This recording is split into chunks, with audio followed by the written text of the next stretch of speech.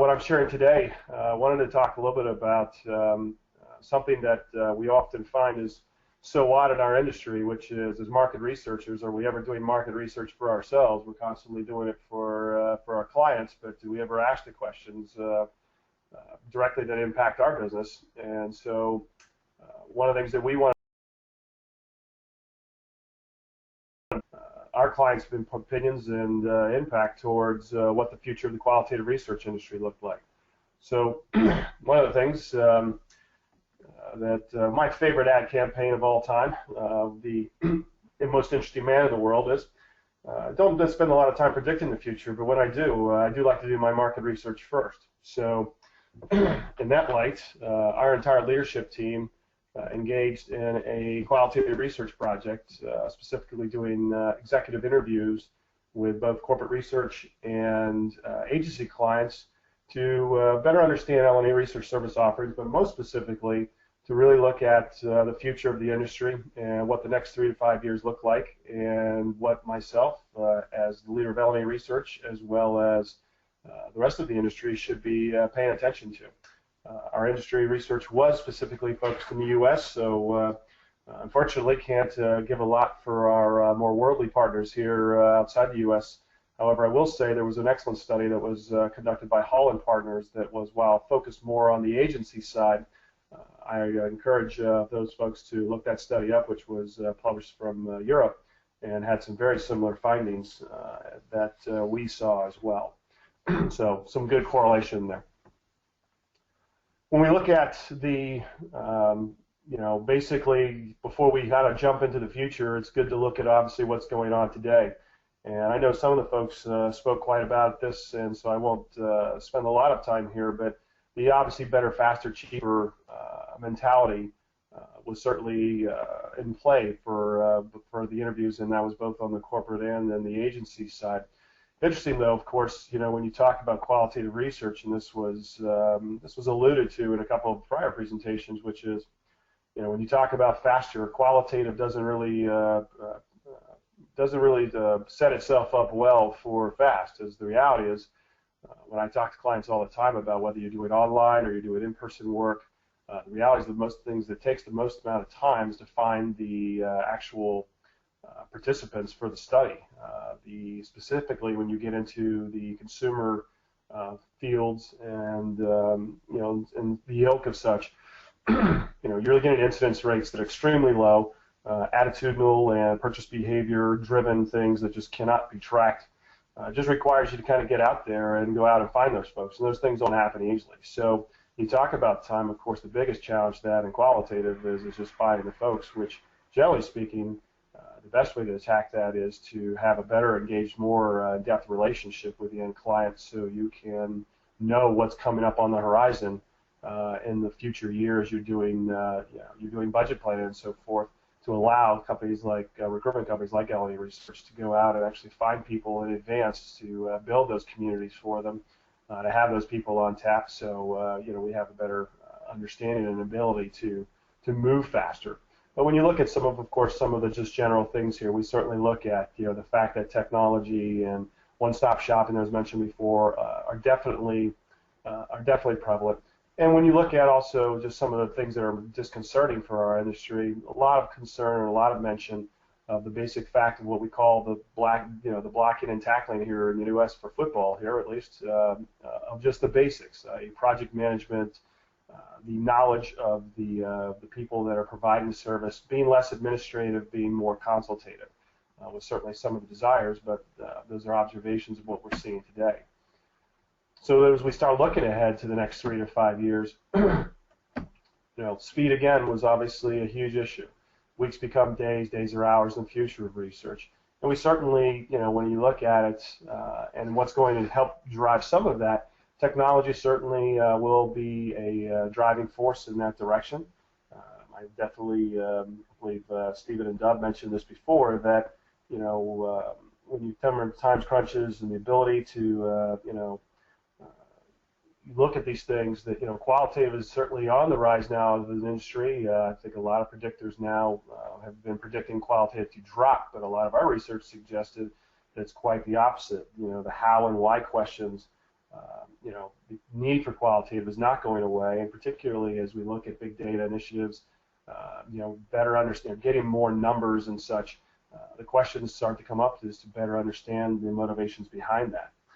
But when you look at a speed and looking and moving forward, we definitely see that online qualitative will definitely continue to grow. It definitely provides a lot of good advantageous opportunities for the research industry as opposed to in person. I'm a big believer in the fact that despite operating a recruitment company that provides a lot of in-person solutions, that the reality is that I don't see one as competing with the other. I see them both as having their time and place. And what's the best approach? And specifically, one of the things that's I think very coming up in the future ahead that it was touched on briefly is seeing these two things complement each other. Specifically, understanding that in the recruitment process, as an example, the online or the phone interview with a series of lengthy questions that we often see can sometimes now last as long as 20 or 30 minutes. But we need to see that process timed down, and how can we do that? And I think one of the ways is that we can employ people to participate in more online activities that allow us to get at things such as articulation or other methods of issues and needs of research that allow us to kind of mix the mode, so to speak, but then allow us to also get the best participants, be that in an online exercise or be that as an in-person exercise. Certainly, there's a lot of talk, of course, about big data, and of course there's been a lot of studies that I encourage. A really good study from SMR about 6 months ago that talked about big data and do we really even understand exactly what that term means. But certainly corporate researchers clearly show that, and stated to us that they have an immense amount of data, and sometimes the struggle is what to do with it all, like where to start. But specifically, how do they get their arms around it? How's it going to apply? They're still struggling with that and still working at it, but they're getting better at it. And we believe that that's going to, and certainly was communicated to us, is that's going to have an impact over time on the quantitative side of things. From a qualitative side, again, seeing more methodologies and hybrid mixes, as well as, again, the mobile element. We currently see engagement from our panel of over 500,000 strong over the United States for basically the eastern half of the United States is where we are located.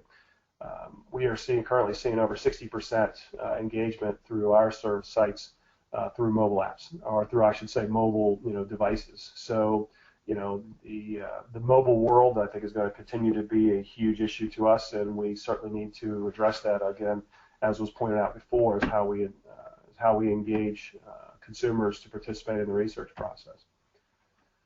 Some of the things that I thought also came out, though, that are good to point out, which is while we're all talking about technology, and we can debate whether it's an evolutionary or revolutionary process, but the reality of, it is causing change. But it's also good to point out that some of the basics, what I taught again before, when you talk about U.S. football, what's analogy is called the basics, doing the blocking and tackling first.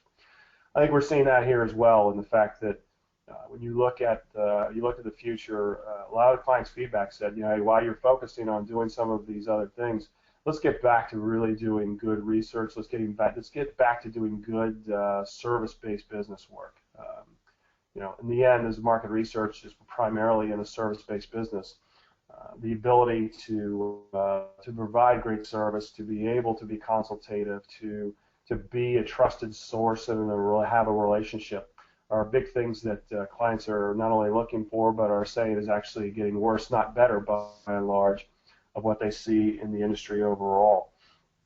I think we're also going to see that, as we look at some of this and beyond, that's going to become even more prevalent as time moves forward. As we look at beyond 5 years, well, I love this image here of this young lady, which basically, to quote a good, for those good rock and rollers out there, Ozzy Osbourne was definitely an old favorite growing up, and one of the expressions of his song was, "Everyone goes through changes, looking to find the truth. Don't look to me for answers. Don't ask me because I don't know." I think beyond 5 years, we're seeing significant change in the industry. There's going to be a lot of change, I think, continuing to go forward, but definitely some of the trends that we are paying attention to and our clients were identifying as well. When you look at millennials, of course, we're studying the fact of them from a research standpoint in brands.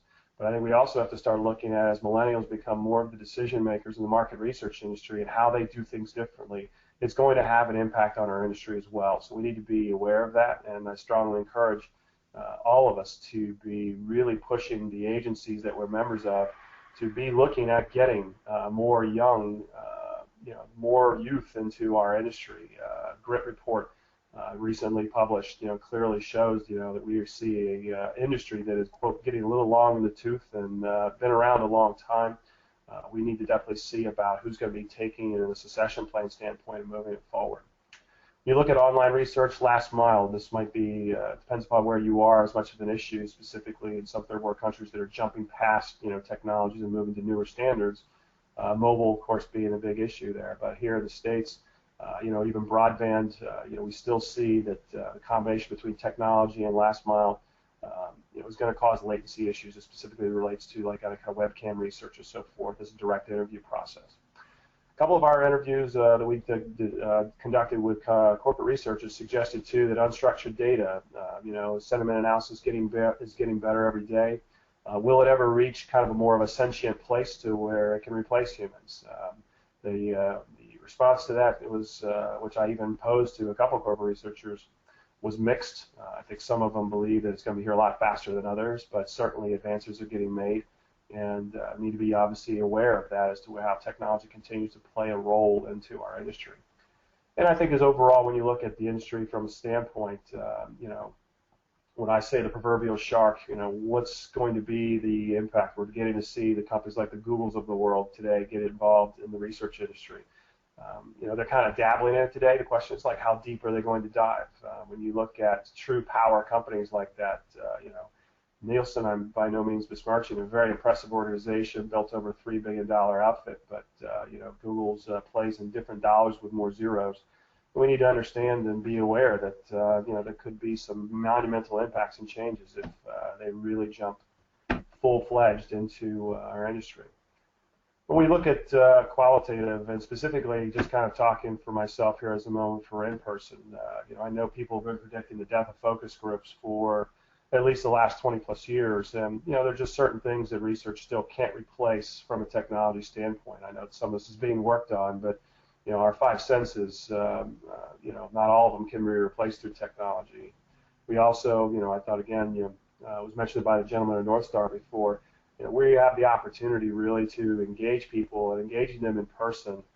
I'm not a big proponent and or believer that the room, so to speak, has a lot of impact. I mean, there's been a lot of study to clearly prove the focus group room is not nearly the laboratory that it has to be. But I think the bigger issue is more of, do we engage people long term, and specifically, are participants in research more than study subjects? Are they somebody that we can not only take more holistically throughout the research process, but also even engage them on the end? I think tremendous marketing opportunities are being missed with research participants, as these are supposedly the passionate consumers that are out there that are willing to come in and talk about their brands that they love.